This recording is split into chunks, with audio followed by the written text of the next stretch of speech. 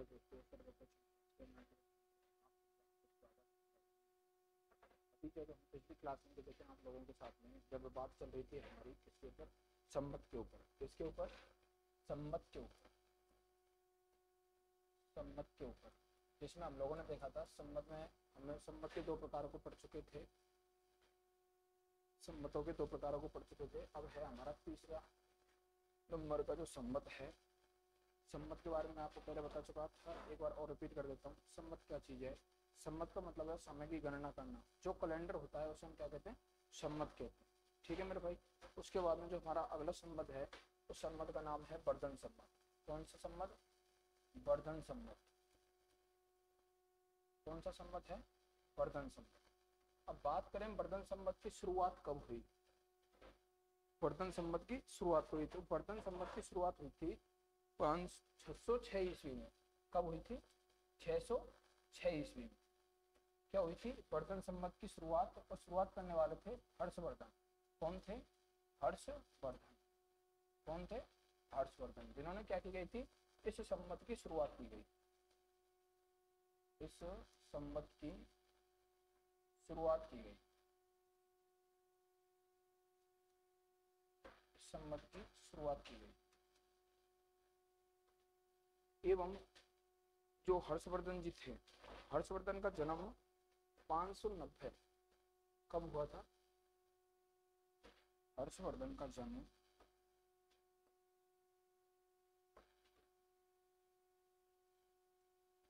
हर्षवर्धन का जन्म 590 ईस्वी में, 90 ईस्वी में हुआ।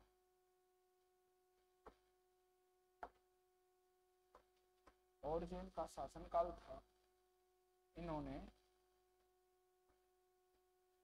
उत्तरी भारत पर, कहां पर? उत्तरी भारत पर शासन किया। उत्तरी भारत पर क्या किया था इन्होंने? शासन किया गया था। उसी शासन के दौरान इन्होंने किसकी स्थापना की गई थी? वर्धन सम्मत की। किसकी शुरुआत की गई थी? वर्धन सम्मत की। और हर्षवर्धन के नाम पर ही, इसके हर्षवर्धन के नाम पर ही इसका नाम क्या रखा गया था? वर्धन सम्मत। क्या रखा गया था? वर्धन सम्मत। क्या रखा गया था इसका नाम? वर्धन सम्मत रखा गया। वर्धन सम्मत की शुरुआत की बात करें तो कब हुई थी? 606 ईस्वी में। उसके बाद में बात करें इसकी शुरुआत करने वाले कौन थे? हर्षवर्धन जी। कौन थे? हर्षवर्धन जी। और अगर हर्षवर्धन जी के बारे में और बात की जाए तो हर्षवर्धन जी के पिताजी का नाम था प्रभाकर वर्धन। क्या था? इनके जो पिताजी हैं उनका नाम क्या था? हर्षवर्धन। हर्षवर्धन के पिताजी का नाम प्रभाकर वर्धन। क्या था? प्रभाकर वर्धन। और प्रभाकर वर्धन के बाद में ही इन्होंने क्या संभाला? उत्तरी भारत का शासनकाल संभाला, जिसमें जिन्होंने वर्धन सम्मत की क्या की गई थी? इन्होंने शुरुआत की गई थी। इस शुरुआत में इन्होंने जो इनका शासनकाल चल रहा था उसके दौरान 590 में इनकी क्या हुई थी? शुरुआत हो गई थी। उसके बाद में और अगर ज्यादा बात करें वर्धन सम्मत की तो वर्धन सम्मत में सभी त्योहारों को समान रूप से मनाया जाता था। अधिकतर हिंदुओं के त्योहारों को इसमें सम्मिलित किया गया था। किसके? हिंदुओं के त्योहारों को, हिंदुओं के त्योहारों को शामिल किया गया। हिंदुओं के त्योहारों को शामिल किया गया। ठीक है, एक बार इस पर अच्छे से स्क्रीनशॉट कर लीजिए। हाँ, स्क्रीनशॉट कर लो इसका एक बार। उसके बाद में अगर बात करें फिर नेक्स्ट सम्मत की तो नेक्स्ट सम्मत है हमारा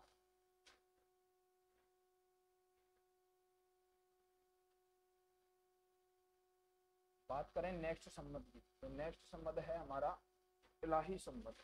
कौन सा सम्मत है? इलाही सम्मत।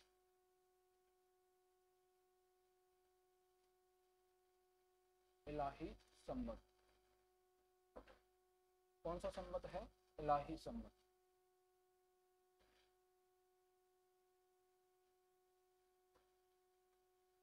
इलाही सम्मत। अब बात करें इलाही सम्मत की शुरुआत किसने की थी तो इलाही सम्मत की शुरुआत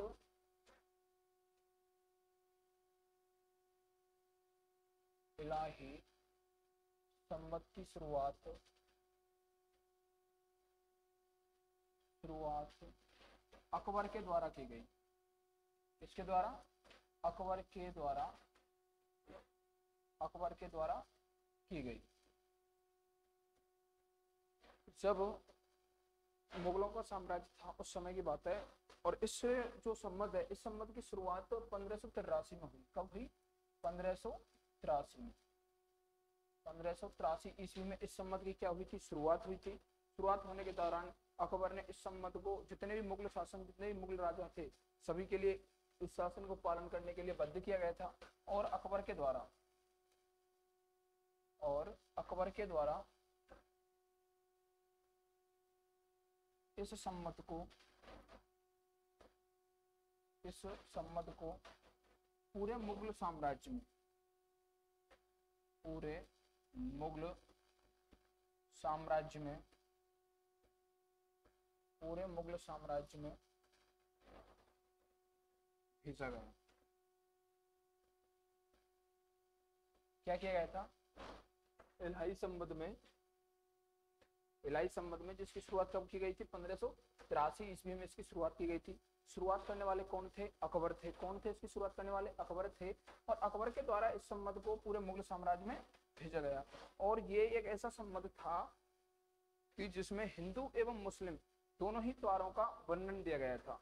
इसमें ये नहीं था कि पार्टिसिपेट की, जैसे अकबर मुस्लिम धर्म से है क्योंकि स्पेशल इसमें मुस्लिम ही मुस्लिमों के त्योहारों को सम्मिलित किया गया हो, ऐसा कुछ नहीं था। इसमें दोनों ही हिंदू एवं मुस्लिम, इसको एक बार,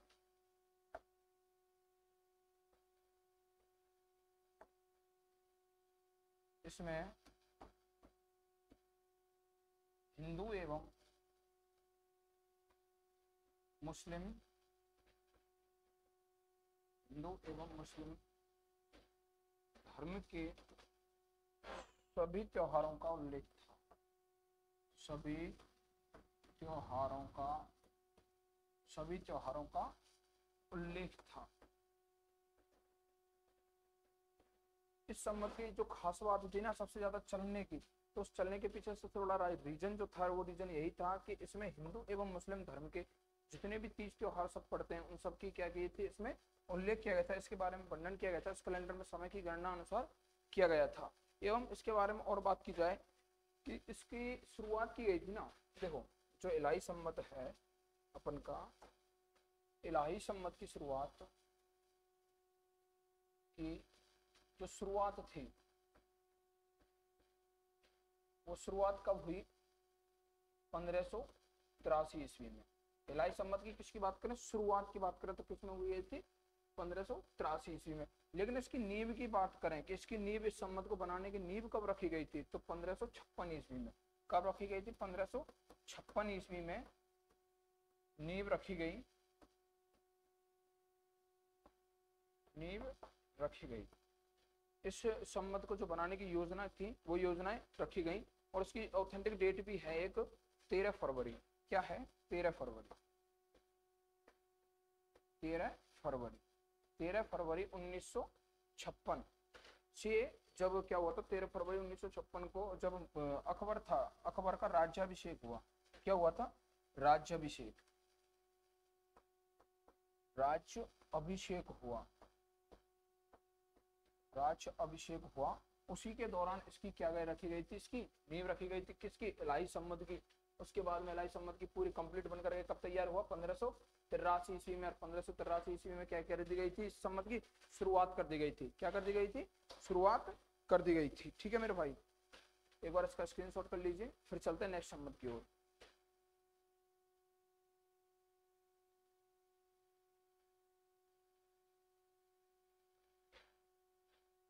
बात करते हैं नेक्स्ट सम्मत की।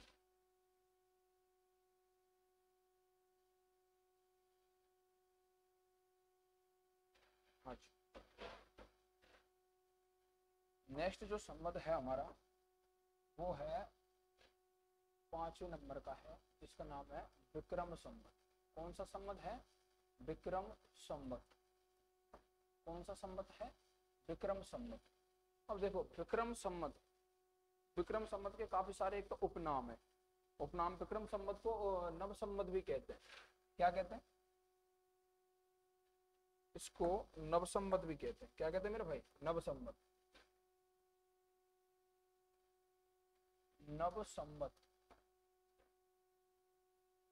इसको क्या कहते हैं? नवसंवत कहते हैं। नवसंवत के साथ साथ में इसको नया कैलेंडर, क्या?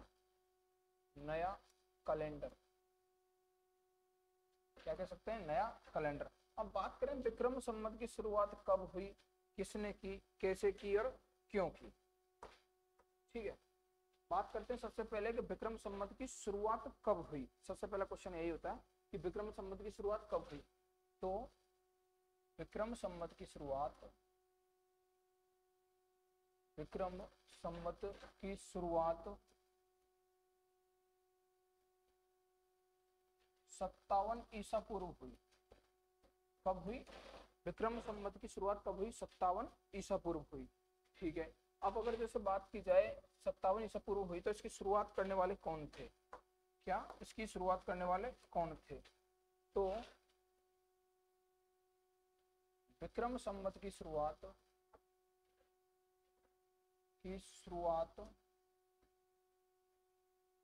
विक्रमादित्य के द्वारा की गई। किसके? विक्रमादित्य के द्वारा, विक्रमादित्य के द्वारा की गई।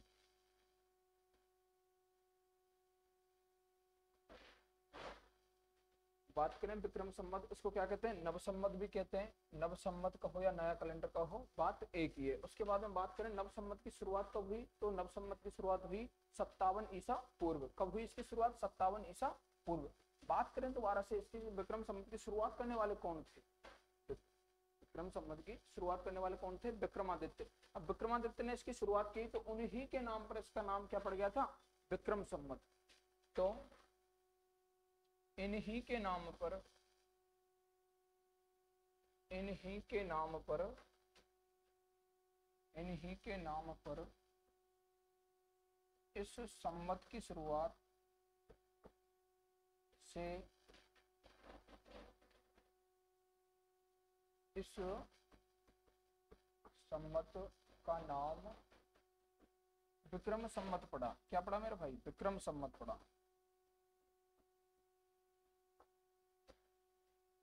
इसका नाम क्या पड़ा? विक्रम संवत पड़ा। ठीक है, अब अगर बात करें, आप लोगों ने देखा होगा कैलेंडर वगैरह में, जैसे जो अंग्रेजी कैलेंडर होते हैं अपन के ईस्वी सन वाले, उनमें देखा होगा कि जो ऐसे एक लिखा आता है कि ऐसे जो पंचांग होते हैं ना, पंचांग, पंचांग, उनमें देखा होगा आपने एक दो शब्द देखे होंगे। एक तो देखा होगा आप लोगों ने विक्रम संवत। क्या देखा होगा? विक्रम संवत। दूसरा या फिर आपने देखा होगा शक संवत, शक संवत। ये क्या चीज है? कैसे लिखे होते हैं? अलग अलग डिफरेंटेड लिखे होते हैं। जैसे मान के चलो अभी कौन सी चल रही है अपन की ईयर, एक सेकेंड इधर बात कर लेते हैं कि अभी कौन सी चल रही है अपन की। जैसे बात करें विक्रम संवत की, जैसे विक्रम संवत क्या है? विक्रम संवत। तो विक्रम संवत की शुरुआत कब हुई थी? 57 ईसा पूर्व, 57 ईसा पूर्व। अब बात करें, एक आता है, एक आपने देखा होगा कैलेंडरों में, शक संवत। क्या होता है? शक संवत। तो अगर इसकी बात करें शक संवत की, तो इसकी शुरुआत हुई थी 78 ईस्वी में, 78 ईस्वी में। इसकी शुरुआत कब हुई? 57 ईसा पूर्व, और इसकी कब हुई? 78 ईस्वी में। पहली बात तो इन दोनों की क्या आपको याद रखनी है? ये याद रखनी है कि इन दोनों की शुरुआत कब हुई। एक की तो कब हुई? एक की हुई 57 ईसा पूर्व, और दूसरे की कब हुई? दूसरे की कब हुई? 78 ईस्वी में। कब हुई थी? 78 ईस्वी में। अब बात करें, आपसे कभी भी क्वेश्चन आ जाए, जैसे मान चलो 2024 चल रही है, अभी क्या चल रही है? 2024 चल रही है। अब आपसे पूछ रहे कि 2024 का अपन को विक्रम संवत बताना है। क्या बताना है? विक्रम संवत बताना है। और उस हिसाब से आपसे एक क्वेश्चन और पूछ ले वो यहाँ पे कि शक संवत का, जैसे 2024 का क्या बताना है आपको? 2024 का क्या बताना है आपको? विक्रम संवत। तो बताओ मेरे भाई क्या करना है? क्या आपको कैसे इसका उत्तर बता पाओ कि क्या चीज है क्या नहीं है? तो देखो, इसका सबसे सीधा और सबसे सरल तरीका यही है कि देखो इसमें क्या लिखा है? 57 ईसा पूर्व, और इसका नाम क्या है? संवत का नाम देखो एक बार। इस संवत का नाम क्या है? विक्रम संवत। क्या है मेरे भाई? विक्रम संवत, इसका नाम क्या है? विक्रम संवत। अब विक्रम संवत और दूसरा संवत कौन सा है अपन का? शक संवत। कौन सा संवत है? शक संवत। कौन सा संवत है? शक संवत। अब देखो शक जो होता है, आप एक चीज देखना, आपने देखी होगी कि जैसे किसी चीज में शक कर देना, शक, जैसे शक करते हैं तो चीजों की कमियां आती है ना, अरे शक करने पर चीजों की कमियां आती है ना, तो जब भी आपसे कभी भी शक संबंध पूछे तो आपको क्या करना, हमेशा 78 को घटा देना है। क्या कर देना है? हमेशा ही 78 को घटा देना है। ये तो किसमें करना होगा आपको? शक संबंध पर, क्योंकि जहां पर भी शक होगा तो चीजों की क्या होगी? कमी होगी। तो कमी होगी तो अपन 2024 में जो भी साल आपकी प्रेजेंट में चल रही है या फिर जो भी आपसे पूछा गया है, तो उन सब के लिए आपको क्या करना, कभी भी शक संबंध पूछे तो 78 को क्या कर देना, आपको घटा देना है। अब बात करें विक्रम संवत की, किसकी बात करें? विक्रम संवत की। तो विक्रम संवत में आपको क्या करना है, जैसे कि 2024 का पूछा है आपसे, तो इसमें क्या कर देना है, आपको 57 जोड़ देना है। जैसे अगर बात करें इसकी 1802, इसके बाद में अगर इसकी बात करें तो 6 और 4 9 1। अब देखो आपने कैलेंडर में देखा होगा, अभी भी जाकर के आप चेक करके देख लेना, जैसे 2024 का जिनके पास प्रेजेंट का जो कैलेंडर है उसमें कि 2024 का आपसे क्या पूछा गया है? शक संवत। जहां शक संवत लिख रहा होगा ना, शक संवत, तो वहां पे लिखा देखा होगा आप लोगों ने कि 2000 शक संवत में लिख रहा होगा 1946, और विक्रम संवत में क्या लिख रहा होगा? विक्रम संवत में लिख रहा होगा कितना? 2081 ईस्वी। क्या लिख रहा होगा? 2081 ईस्वी। और इसमें लिख रहा होगा कितना? 1946 ईस्वी। एक बार जाकर के सभी चेक करके देख लेना कि 2024 का जो कैलेंडर है, जो आपके घर में कैलेंडर जो पंचांग लटका के रखे हैं आप लोगों ने, तो वहां पे ये 2 शब्द जरूर लिख रहे होंगे, एक तो विक्रम संवत और दूसरा होगा शक संवत। 2024 की बात करें, चाहे 2025 की बात करें, चाहे 2026 की बात करें, और चाहे आपसे 1950 की बात करें, और चाहे आपसे बात की जाए तो 2030 की बात करें, सबका निकाल सकते हो, सबका अलग अलग होता है। अगर आपसे कभी विक्रम संवत की पूछे तो क्या कर देना, तुरंत सीधा आपको विक्रम संवत की पूछे तो तुरंत क्या जोड़ देना, अपन को 57 जोड़ देना है। बात करें शक संवत की, तो शक संवत में तुरंत क्या कर देना, 78 घटा देना। अरे सीधे सी बात है, एक चीज याद रखनी है बस, कि जहां पर चीजों में क्या होता है, शक होता है, शक होता है जहां पर चीजों में, तो क्या आती है, कमी आती है। तो कमी आने के लिए अपन को क्या करना है, घटाना है। बात करें विक्रम संवत की, तो विक्रम संवत में आपको क्या करना है, हमेशा जोड़ना है। और कितना जोड़ना है, जब जब इनकी शुरुआत हुई, इसकी शुरुआत कब हुई है, 57 ईसा पूर्व में। कब हुई है इसकी शुरुआत, 57 ईसा पूर्व में। इसकी शुरुआत कब हुई है, 78वीं ईस्वी में। उसमें तो कब हुई है, 57 ईसा पूर्व हुई है, इसमें कब हुई है, 78 ईस्वी में हुई है। तो इसलिए 2024 का पूछे आपसे तो क्या कर देना, आपको जोड़ देना है। इधर 2024 का आपसे पूछे तो 78 क्या कर देना, आपको घटा देना है। शक में तो घटाना है हमेशा, विक्रम में जोड़ना है। आया मेरे भाई समझ में? ठीक है, तो चलते हैं दोबारा टॉपिक की ओर। हाँ, तो हम कहाँ चल रहे थे, यहाँ पे। अच्छा, कि देखो विक्रम संवत को क्या कहते हैं अपन, नव संवत कहते हैं। उसके बाद में इसको नया कैलेंडर भी कह सकते हैं। दूसरी बात की जाए तो विक्रम संवत की शुरुआत कब हुई थी, 57 ईसा पूर्व। कब हुई मेरे भाई, 57 ईसा पूर्व। कब हुई शुरुआत, 57 ईसा पूर्व। अब बात करें इसकी शुरुआत करने वाला कौन था, तो कौन था इसका शुरुआत करने वाला, विक्रमादित्य। कौन था इसकी शुरुआत करने वाला, विक्रमादित्य। और उसके बाद में बात की जाए कि इसका नाम शक संवत क्यों पड़ा, क्योंकि देखो इस जो विक्रमादित्य है ना, विक्रमादित्य के नाम के आधार पर ही इस संवत का नाम क्या रखा गया था, विक्रम संवत। क्या रखा गया था, विक्रम संवत। बतौर एग्जाम्पल के लिए अगर जैसे बात करें आपसे, उदाहरण पूछा जाए आपसे 2024 का, आपसे क्या पूछा जाए, विक्रम संवत। क्या पूछा जाए, विक्रम संवत। तो आपको क्या करना है, सीधा सीधा जोड़ देना है, 1802। ये क्या होगा, इसका विक्रम संवत होगा, विक्रम संवत होगा। और ये क्या होगा, ये जो आपकी क्या चल रही है, सन चल रही है, जो वर्तमान में सन चल रही है, उसी सन में आपको क्या कर देना है, 57 जोड़ देना है। चाहे वर्तमान की बात करें, चाहे पास्ट की बात करें, चाहे आपसे फ्यूचर की बात करें, तीनों में क्या करना है, एक ही कंडीशन रखनी है, हमेशा क्या जोड़ना है अपन को, 57 जोड़ना है। ठीक है मेरे भाई। उसके बाद में बात करें कि इस विक्रम संवत का पहला महीना, तो देख लेते हैं एक बार इसको पता करके।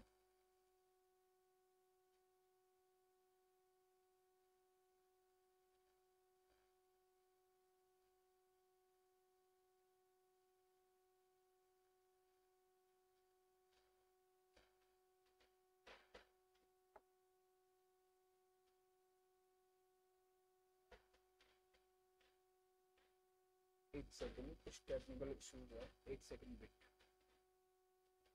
क्या होता है इसमें कि हाँ एक बार देख लेते हैं वो जब तक सही हो रहा है कि 2024 में अगर आपसे कभी भी पूछे जाए विक्रम संवत पूछे 2024 का, 2025 का, 2026 का, चाहे पास्ट का पूछे चाहे फ्यूचर का पूछे, तो हमेशा क्या करते हैं अपन को 57 जोड़ना है। किस में जोड़ना है 57? अपन को विक्रम संवत में जोड़ना है। अब बात करें इसकी विक्रम संवत की शुरुआती महीना,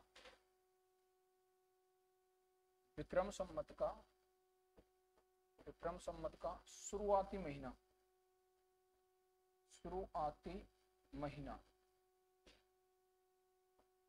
महीना, तो शुरुआती महीना कौन सा होता है विक्रम संवत का? चैत्र का महीना। कौन सा होता है? चैत्र का महीना, चैत्र का महीना। और अगर आपसे पूछा जाए कि इसका अंतिम महीना कौन सा होगा, क्या अंतिम महीना, अंतिम महीना, तो इसका अंतिम महीना भी कौन सा होगा? चैत्र का महीना। कौन सा होगा? चैत्र का महीना। अब बात एक चीज आती है कि दोनों ही सेम है, तो इनमें अंतर क्या है कि शुरुआत कब हो रही है और अंत का कौन सा है। तो देखो जब अगर विक्रम संवत की शुरुआत की बात की जाए तो चैत्र के महीना में इसकी शुरुआत तो कब से होगी? शुक्ल पक्ष से। शुक्ल पक्ष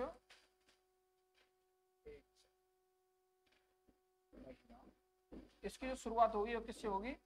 चैत्र शुक्ल पक्ष प्रतिपदा, प्रतिपदा। और अंतिम जो दिन होगा इसमें महीने में वो कौन सा होगा? इसका कृष्ण पक्ष अमावस्या। देखो कुछ समझ में आया? नहीं आया होगा एक बार दोबारा देख लीजिए। जो इसका शुरुआती महीना होता है किसका? विक्रम संवत का, वो भी कौन सा होता है? चैत्र का महीना।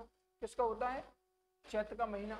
और बात करें अंतिम महीना कौन सा होता है, तो अंतिम महीना भी कौन सा होता है? चैत्र का महीना। अब बात करें शुरुआत कब हो रही है और दी एंड कब हो रही है। देखो एक चीज बात कर लेते हैं पहले छोटी सी, अभी और टॉपिक फुल डिटेल में आएगा शुक्ल पक्ष कृष्ण पक्ष क्या चीज है, लेकिन थोड़ा सा डिस्कस कर लेते हैं उसको। एक बार देख लीजिए कि जो आपने देखा होगा जो हिंदी महीने होते हैं, हिंदी महीने जैसे चैत वैशाख जेठ आषाढ़ सावन भादव आश्विन जैसे होते हैं ना महीने, तो इनमें क्या होता है कि दो दो पक्ष होते हैं 15-15 दिन के। क्या होते हैं?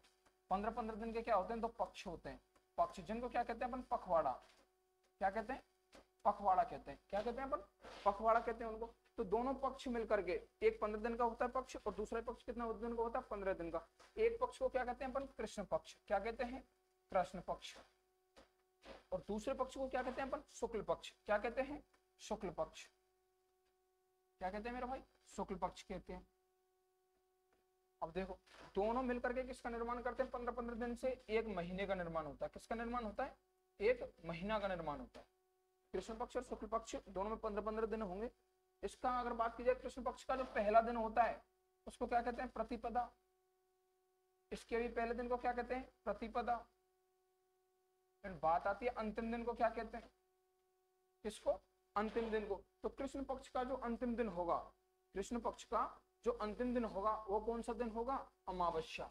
कौन सा होगा? अमावस्या। कौन सा दिन होगा मेरे भाई? अमावस्या। अब अगर उसी पक्ष में अगर आपसे बात की जाए कि शुक्ल पक्ष का अंतिम दिन कौन सा होगा, तो शुक्ल पक्ष का अंतिम दिन कौन सा होता है? पूर्णिमा। कौन सा होता है? पूर्णिमा। कौन सा होता है मेरे भाई? पूर्णिमा होता है। तो देखो आपसे यहाँ एक बात की गई है, इसका जो शुरुआती महीना होता है कौन सा होता है? चैत्र का महीना।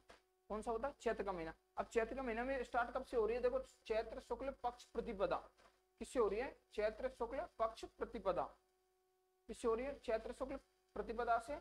और उसके बाद में बात की जाएगी अंतिम महीना। क्या अंतिम महीना कौन सा है? तो अंतिम महीना भी कौन सा है अपन का? चैत्र का महीना। तो देखो कृष्ण पक्ष अमावस्या क्या हो रही है? समाप्ति हो रही है। देखो पहले पक्ष कौन सा आता है अपन का? कृष्ण पक्ष आता है। उसके बाद में कौन सा पक्ष आता है? शुक्ल पक्ष आता है। अब देखो जो मान चलो कृष्ण पक्ष आया अपन का, कृष्ण पक्ष आ रहा है, कृष्ण पक्ष में जैसे चल रहे दिन, कृष्ण पक्ष की अमावस्या आई तो यहीं पे क्या हो जाएगी? समाप्त हो जाएगा विक्रम संवत। क्या हो जाएगा? समाप्त हो जाएगा। फिर दोबारा से नया आएगा। आप लोगों ने देखा होगा चैत्र के महीने में जो नवरात्रा पढ़ते हैं, नवरात्रा पढ़ते हैं, नवरात्राओं में आती है जब नवरात्रा का जो पहला दिन होता है ना, नवरात्रा का पहला दिन होता है ना, नवरात्रा का पहला दिन, उस दिन से क्या होती है? शुरुआत होती है नई साल की। पहला दिन नवरात्रा का, तो उससे ही शुरुआत होती है नव वर्ष की। शुरुआत होती है। आप लोगों ने सुना होगा और देखा भी होगा जो नववर्ष आते हैं, नववर्ष में जो चैत्र के महीने के जो पड़ते हैं नवरात्रा, देखो नवरात्रा ही दो प्रकार के होते हैं, अभी फुल डिटेल में चर्चा करेंगे अभी आने वाले टॉपिक। देखो एक नवरात्रा तो होते हैं अपन के बसंतीय नवरात्रा। कौन से होते हैं? बसंतीय नवरात्रा। और दूसरे होते हैं अपन के कौन से? सर्दीय, शरद नवरात्रा। कौन से होते हैं? शरद नवरात्रा। तो देखो जो बसंतीय नवरात्रा होंगे ना ये तो कब आएंगे? चैत्र के महीने में। किस में आएंगे? चैत्र के महीने में। और शरद होंगे ये किस में आएंगे? ये किस में आएंगे? भादव के बाद में कौन सा आता है? क्वार। तो क्वार के महीने में आएंगे। तो देखो आपका जो बसंतीय नवरात्रा होंगे ना चैत्र महीने के, कौन से होंगे? चैत्र महीने के जो बसंतीय नवरात्रा होंगे उसी से क्या होगा? नववर्ष की शुरुआत होगी। और नव जो ये नवरात्रा प्रारंभ होती है, नवरात्रा कब से प्रारंभ होता है? चैत्र शुक्ल पक्ष प्रतिपदा। प्रतिपदा का मतलब होता है जो पहला दिन होता है ना, कृष्ण पक्ष का हो या शुक्ल पक्ष का हो, दोनों ही का जो पहला दिन होगा उनको क्या कहते हैं? प्रतिपदा। गाँव में या आप लोगों ने सुना होगा किसी के बड़े बुजुर्ग के मुंह से पड़वा बोलते हैं, पड़वा। तो पहले दिन को क्या बोलते हैं अपन? पड़वा, या आपको बोल सकते हैं उसको प्रतिपदा बोल सकते हैं। बात करें दूसरे पक्ष का भी, अमावस्या होती है। क्या होती है? अमावस्या होती है। ये क्या सारी चंद्रमा पर आधारित होती है। जो सा पखवाड़ा अंधेरा पखवाड़ा होगा जिसमें चंदा की जो चांदनी होगी वो कैसी होगी? कम होगी या नए के बराबर। तो किस पक्ष में आएगा? कृष्ण पक्ष में आएगा। जिसमें उजाला या उजाली या चांदनी रातें होंगी वो किस में आएगी? शुक्ल पक्ष में आएगी। फुल डिटेल पर चर्चा करेंगे अभी। एक बार इसके संबंधों को क्लियर कर लें, उसके बाद ये सारी चीजें आपके सामने दोबारा से आने वाली है। ठीक है, तो ये हुई आपकी बात। कौन सी? इसका शुरुआती महीना कौन सा होता है? इसका जो शुरुआती महीना होता है वो होता है चैत्र का महीना। और अंतिम महीना भी कौन सा होता है इसका? चैत्र का महीना। अब बात करें इसमें कुल महीनों की संख्या, इस संवत में कुल महीने, इस संवत में कुल महीने कितने? 12। कितने हैं? 12 महीने। कितने महीने हैं मेरे भाई? 12 महीने। ठीक है ना। और अगर इस संवत के बारे में और अगर जैसे आप लोगों से बात की जाए और ज्यादा डिटेल में कि देखो जो अपन के आप लोगों ने सुना होगा सूर्य वर्ष, चंद्र वर्ष, चंद्रमा पर जो आधारित वर्ष होती है वो क्या कहलाती है? चंद्र वर्ष। जो सूर्य पर आधारित होती है वो क्या कहलाती है? सूर्य वर्ष। एक बार इसके ऊपर भी डिटेल में थोड़ी चर्चा कर लेते हैं। आ जाओ, एक बार इसका स्क्रीनशॉट कर लीजिए विक्रम संवत का, उसके बाद में फिर नेक्स्ट चलते हैं।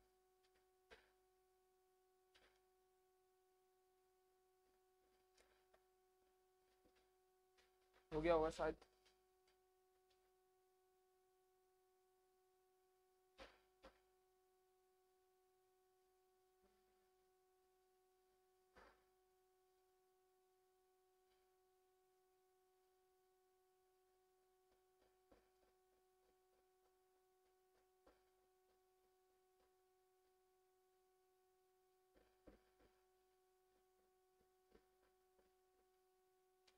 ठीक है मेरे भाई। हाँ, हम बात कर रहे थे चंद्रवर्ष और सूर्यवर्ष की। एक बार बीच में थोड़ी सी चर्चा कर लेते हैं इनके ऊपर भी। एक होती है चंद्रवर्ष,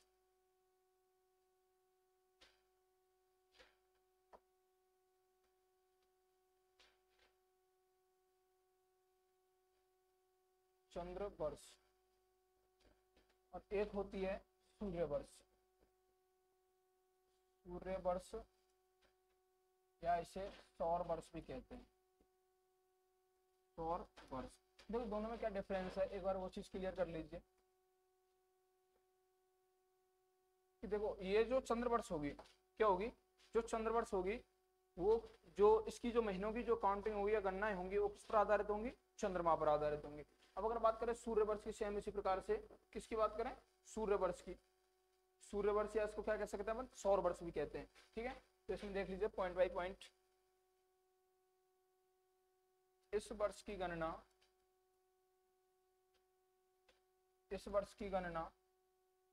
चंद्रमा पर आधारित होती है। चंद्रमा पर आधारित होती है। और इसी के सापेक्ष में अगर इधर बात की जाए तो सूर्य वर्ष या जो सौर वर्ष होगा इसकी गणना किस पर आधारित होगी? इस वर्ष की गणना सूर्य पर आधारित होती है। सूर्य पर आधारित होती है। सूर्य पर आधारित होती है। अब अगर जैसे बात करें, देखो चंद्रवर्ष में सौरवर्ष में फर्क क्या है, ये चीज तो हर कोई बता देगा कि इसकी गणना किसके आधार पर, सूर्य के आधार पर, इसकी किस पर है, चंद्रमा के आधार पर। तो अगर इसके बारे में अगर बात करें तो देखो जो चंद्रवर्ष होगा, चंद्रवर्ष में हमेशा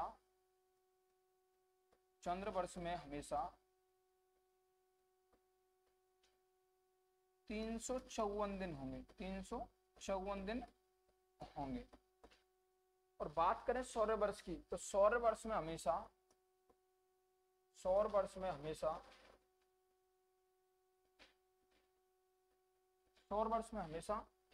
365 दिन होंगे, 365 दिन होंगे। तो देखो बात कर रहे थे कि इसमें 354 दिन और इसमें 365 दिन। और जब भी लीप वर्ष होगा ना, कौन सा होगा, लीप वर्ष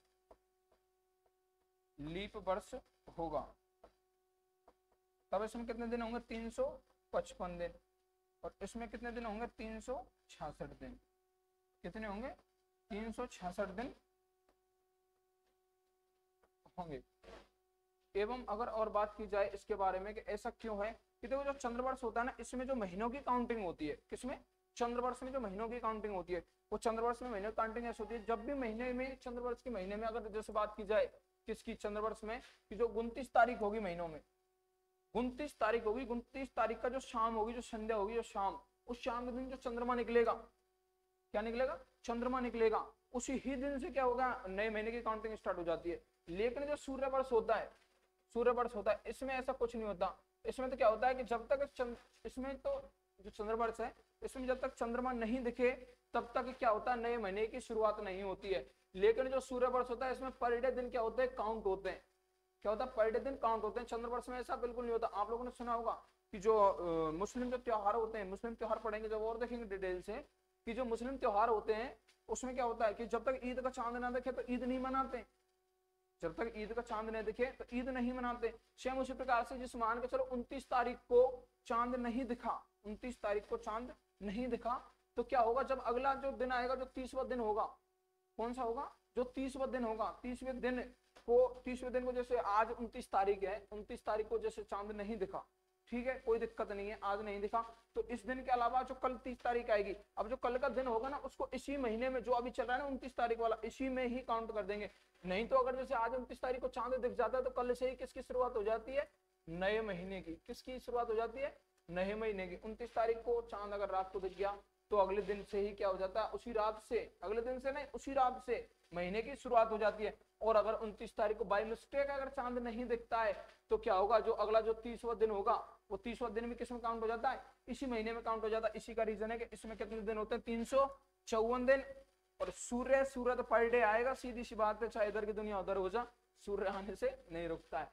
तो इसलिए इसमें टोटल दिन कितने होते हैं, 365 दिन। और उसके बाद में अगर बात करें लीप वर्ष होगी, क्या होगी, लीप वर्ष होगी, जब इसमें दिन कितने होंगे, 366 दिन होंगे, और इसमें कितने होंगे, 354 दिन होंगे। एक बार इसका भी हल्का सा स्क्रीनशॉट कर लीजिए। उसके बाद में चलते हैं आपके शक संवत की ओर। किस संवत की ओर, शक संवत की ओर। ठीक है, हो गया इसका स्क्रीनशॉट, आ जाओ।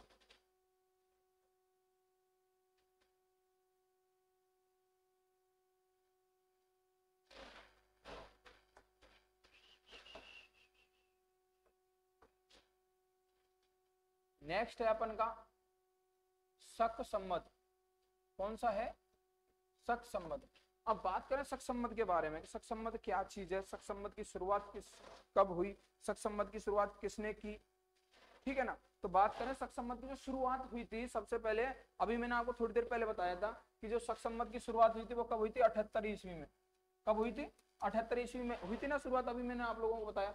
उसके बाद में अगर और बात करें इसके बारे में, 78 ईस्वी में शुरुआत हुई। आपसे कभी भी पूछ ले शक संवत कौन सा है, जैसे 2024 का ही पूछ लिया आपसे, 2024 का क्या पूछ लिया आपसे, शक संवत पूछ लिया, तो शक संवत निकालने के लिए अभी मैंने आपको बताया था ना कि क्या करना है आपको, जहां पर भी चीजों में क्या होता है, शक होता हो, क्या होता हो, शक होता हो जहां पर भी चीजों में, तो क्या कर देना अपन को तुरंत, अरे ये सीधी सी बात है, जहां पर चीजों में शक हो रहा है तो चीजों की क्या आएगी, कमी आएगी, चीजों की कमी आएगी ना, तो चीजों की कमी आएगी तो तुरंत आपको कमी से क्या करना है, घटाना है। तो 2024 का अगर आपसे कभी भी 2024 का अगर आपसे पूछ लिया जाए क्या, शक संवत पूछ लिया जाए, तो तुरंत अपन को क्या कर देना, तुरंत निकाल देना, 78 को क्या कर देना मेरे भाई, घटा देना है। अब अगर 78 को घटाएंगे तो शायद इतना आएगा 1946। अरे कैलेंडर में जाके देख लेना, आज ही क्या है 2024 का, आपसे क्या पूछा जाए शक सम्मत, तो कितना होगा 1946 होगा। क्या होगा मेरे भाई 1946 होगा। अब देख लेते हैं एक बार शक सम्मत के बारे में बातचीत कर लेते हैं, शक सम्मत क्या चीज है क्या नहीं है ना। आ जाओ।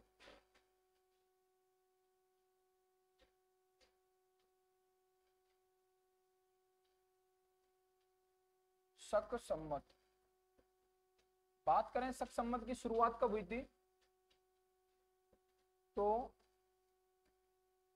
कुषाण वंश के राजा कनिष्क के द्वारा, कुषाण वंश के राजा कनिष्क के द्वारा इसकी क्या गई थी, शुरुआत की गई थी। क्या की गई थी, शुरुआत की गई। और शुरुआत कब की गई, तो इस संवत की शुरुआत, इस संवत की शुरुआत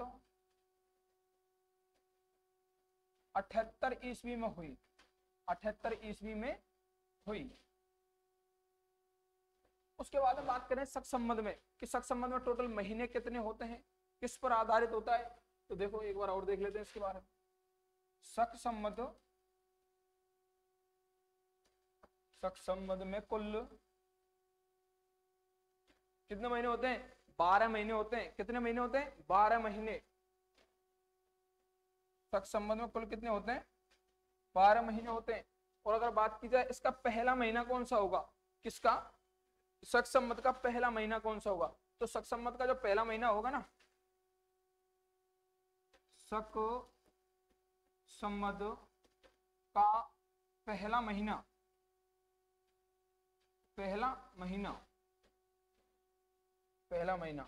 और अगर इसमें ही साथ साथ में लिख लेते हैं शक संवत का अंतिम महीना, अंतिम महीना कौन सा महीना मेरे भाई, अंतिम महीना। तो देखो शक संवत का पहला जो महीना होगा, शक संवत का जो पहला महीना होगा, पहला महीना कौन सा होगा, चैत्र का होगा। कौन सा होगा मेरे भाई, पहला महीना किसका होगा, चैत्र का होगा। कौन सा होगा पहला महीना, चैत्र का। बात करें अंतिम महीना कौन सा होगा, तो अंतिम महीना होगा फाल्गुन का। कौन सा होगा, फाल्गुन का। अगर आपसे अंतिम दिन या प्रथम दिन पूछे तो देखो ऐसे भी लिख लेना, प्रथम दिन।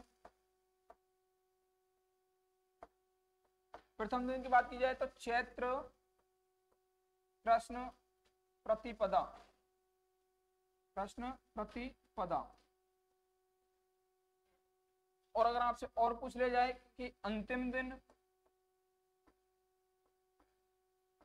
अंतिम दिन, तो अंतिम दिन कौन सा होगा, फाल्गुन, फाल्गुन पूर्णिमा। कौन सा होगा मेरे भाई, फाल्गुन पूर्णिमा। तो पहला महीना कौन सा होगा, चैत्र का। अंतिम महीना कौन सा होगा, फाल्गुन का। प्रथम दिन क्या होगा, प्रथम दिन होगा चैत्र कृष्ण प्रतिपदा। कौन सा होगा, चैत्र कृष्ण प्रतिपदा। अंतिम दिन की बात करें तो अंतिम दिन कौन सा होगा, फाल्गुन पूर्णिमा। कौन सा होगा मेरे भाई, फाल्गुन पूर्णिमा। शुरुआत पूछी जाए, शुरुआत कब हुई थी, 78 ईस्वी में। कब हुई थी शुरुआत, 78 ईस्वी में। शुरुआत करने वाले कौन थे, तो कुषाण वंश के राजा कनिष्क। कौन थे, कुषाण वंश के राजा कनिष्क के द्वारा इसकी क्या गई थी, शुरुआत की गई थी। उसके बाद में अगर आपसे महीने की बात पूछे तो महीना कौन सा है, पहला चैत्र का, अंतिम कौन सा, फाल्गुन का। अगर बात की जाए आपसे किसके टोटल महीनों की बात की जाए, महीने कितने होते हैं, तो महीने कितने होते हैं इसमें टोटल 12। एक बार इसका हल्का सा स्क्रीनशॉट कर लीजिए। उसके बाद में नेक्स्ट, इसके बाद में कुछ मोस्ट इंपोर्टेंट फैक्ट है इसके बारे में। इसको राष्ट्रीय पंचांग के रूप में भी अपनाया गया है, ये चीज लिख लेना, लिखवा दूंगा राष्ट्रीय पंचांग करके हेडिंग, इसका स्क्रीनशॉट कर लीजिए आप एक बार। ठीक है, आप लोगों ने कर लिया।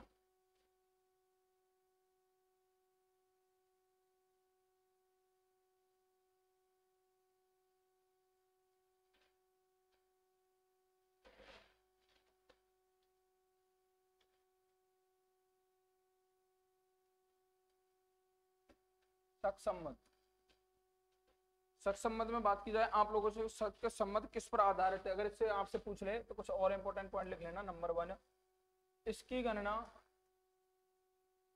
इसकी गणना सूर्य पर आधारित होती है, सूर्य पर आधारित होती है। अगर आप लोगों से बात की जाए कि इसकी गणना किसके ऊपर आधारित है, तो इसकी गणना किसके ऊपर आधारित है, सूर्य के ऊपर आधारित है। ठीक है मेरे भाई, सूर्य के ऊपर आधारित है। फिर बात करें सेकंड नंबर पॉइंट कुछ इंपोर्टेंट इसके, किसे राष्ट्रीय पंचांग, इसे राष्ट्रीय पंचांग, राष्ट्रीय पंचांग के रूप में, पंचांग के रूप में भी अपनाया गया। अब बात करें कि शक संवत को राष्ट्रीय पंचांग के रूप में कब अपनाया गया, तो हेडिंग डाल लीजिए तरह ये कि राष्ट्रीय पंचांग, राष्ट्रीय पंचांग। तो देखो अगर बात की जाए कि इसको राष्ट्रीय पंचांग के रूप में 22 मार्च कब अपनाया गया, इसको 22 मार्च 1957 कब अपनाया गया, 22 मार्च 1957 को।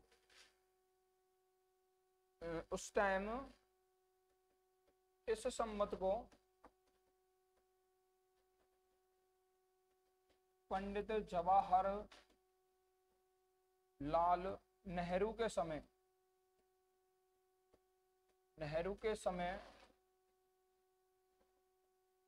पंडित जवाहरलाल नेहरू के समय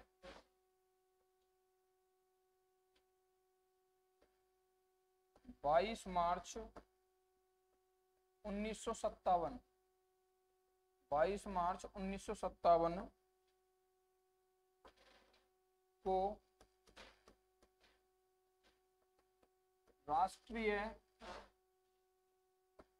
पंचांग के रूप में अपनाया गया। देखो अगर आपसे बात की जाए कि इसकी गणना किसके आधार पर है, जो इसकी गणना है किसके आधार पर है, सूर्य के पर आधारित है।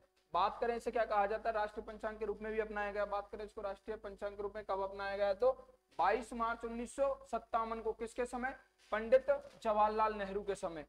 एक बार इसका और स्क्रीनशॉट कर लीजिए, फिर चलते हैं, आपका लास्ट वाला रह जाएगा 6 नंबर, अभी चल ही रहा है ऊपर है, स्क्रीनशॉट कर लिया होगा आप लोगों ने। बात करें एक और है अंतिम आपका ईसवी संवत, कौन सा है, ईसवी संवत, उसके बारे में जान लेते हैं। ईसवी संवत के बारे में अगर बात करें तो आपको ग्रेगोरियन कैलेंडर जिसको कहते हैं, अंग्रेजी कैलेंडर, जो विश्व प्रचलित है, कितना है, विश्व प्रचलित है, सभी जितने भी अंग्रेजी हैं उनमें हिंदी तीज त्योहार सभी को एक साथ में अपनाया गया है। ठीक है ना।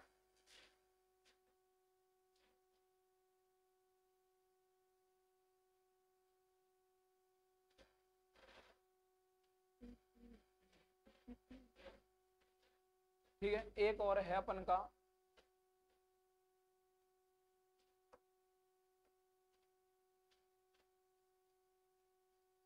ईसवी संवत, कौन सा है, ईसवी संवत। अब बात करें ईसवी संवत, ईसवी संवत की शुरुआत किसने की, ईसवी संवत की शुरुआत किसने की, तो इसकी शुरुआत ईसा मसीह के द्वारा,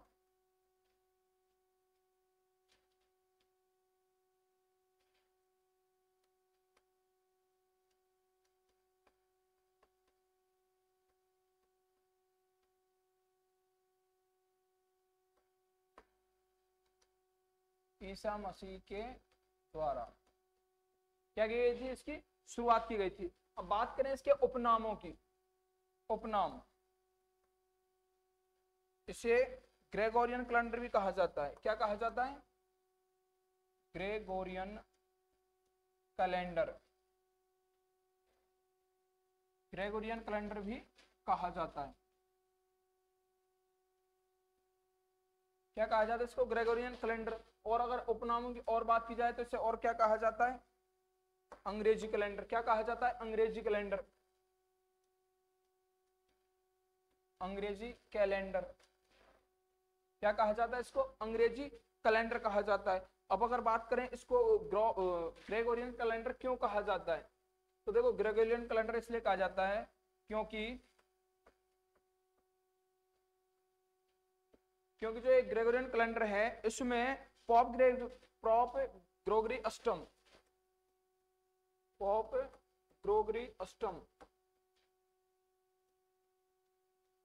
प्रॉप ग्रेगरी अष्टम जो जो अपन का ईसवी संवत है ना, इसको इन्होंने 1582 में, कब 1582 ईस्वी में, 1582 ईस्वी में संशोधित किया। 1522 ईस्वी में संशोधित किया, जिसके अनुसार प्रॉप ग्रेगरी अष्टम ने इसको 1582 में क्या किया, संशोधित किया। इसी के आधार पर इसका नाम क्या रख दिया गया था, ग्रेगोरियन कैलेंडर। पहले इसका नाम क्या था, ईसवी संवत था, और इसको क्या कहा जाता है, अंग्रेजी कैलेंडर कहा जाता है। और ज्यादा फैक्टों की बात करें इसमें, यह संवत पूरे विश्व में, कहां पर, पूरे विश्व में, यह संवत पूरे विश्व में प्रचलित है। यह संवत कहां है, पूरे विश्व में क्या है, प्रचलित है। अब अगर आप लोगों से बात की जाए, क्या की जाए, आप लोगों से बात की जाए कि इसका पहला महीना, कि इस संवत का पहला महीना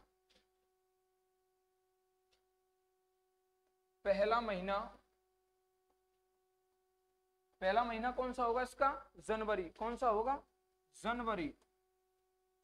कौन सा होगा इसका पहला महीना, जनवरी होगा। बात करें इसके अंतिम महीना, कौन सा, अंतिम महीना, तो अंतिम महीना कौन सा होगा इसका, दिसंबर होगा। क्या होगा मेरा भाई, दिसंबर होगा।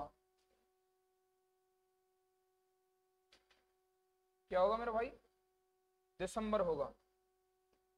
जनवरी, दिसंबर, कौन सा होगा, दिसंबर होगा। ठीक है ना। बात करें इसकी शुरुआत किसने की गई थी, ईसा मसीह के द्वारा की गई थी। बात करें इसके और उपनामों की, तो इसको ग्रेगोरियन कैलेंडर या इसको अंग्रेजी कैलेंडर भी कहा जाता है। ग्रेगोरियन कैलेंडर क्यों कहा जाता है, क्योंकि जो प्रॉप ग्रेगरी अष्टम थे ना, इन्होंने 1582 ईस्वी में से क्या किया था, संशोधित किया गया था। इसी के कारण ये क्या पूरे विश्व भर में प्रचलित है। और बात करें इसका जो पहला महीना होता है वो किसका होता है, जनवरी का, और जो अंतिम महीना होता है वो किसका होता है, दिसंबर का। ठीक है मेरे दोस्तों। यहाँ पे हमारा सिर्फ जो अभी जो टॉपिक स्टार्ट किया था हम लोगों ने, जो त्योहार वाला, उसमें सबसे पहले जो अपन का टॉपिक चल रहा है वो कौन सा है, संवत। अभी तक आपको संवतों के बारे में जानकारी मिली है। इसके बाद में आप संवतों के अनुसार बाकायदा जो से त्योहार पढ़ेंगे, सभी त्योहारों के बारे में धीरे धीरे से जानेंगे, नंबर बाय बिल्कुल सीक्वेंस से चलेंगे। अभी इसके बाद में जो टॉपिक आने वाला है आपका, जो कल क्लास होगी, उस कल वाली क्लास में आपको क्या देखने को मिलेगा कि सूर्य ग्रहण कैसे लगता है, चंद्र ग्रहण कैसे लगता है, अमावस्या का निर्माण कैसे हुआ, पूर्णिमा का निर्माण कैसे हुआ, कौन कौन से पक्ष आते हैं। तो जैसे अभी मैंने आपको बताया था ना उस टाइम न्यू स्लाइड पे लेके, जैसे आपको बताया था ना मैंने, जो होता है एक तो होता है कृष्ण पक्ष और एक होता है शुक्ल पक्ष। शुक्ल पक्ष, इन दोनों में क्या अंतर है, दोनों में क्या अंतर है, इसको शुक्ल पक्ष क्यों कहा जाता है, इसको कृष्ण पक्ष क्यों कहा जाता है, इसका पहला दिन अंतिम दिन टोटल कितने दिन का होता है, दोनों मिलकर के किसका निर्माण करते हैं। अरे कृष्ण पक्ष और शुक्ल पक्ष दोनों मिलकर के एक महीने का निर्माण करते हैं ना। तो वो सारी चीजें आपको नेक्स्ट क्लास में देखने के लिए मिलेंगी। हमारे साथ जुड़े रहिए, और आप लोगों का हमारे साथ जुड़ने के लिए बहुत बहुत धन्यवाद। जय श्री श्याम दोस्तों।